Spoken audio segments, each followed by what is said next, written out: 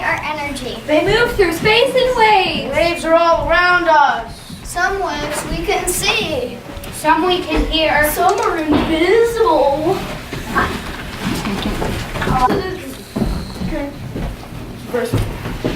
Sound waves are mechanical waves. They need to travel through material. When the sound waves make a high frequency, it makes a high pitch. When they make a low frequency, it makes a low pitch.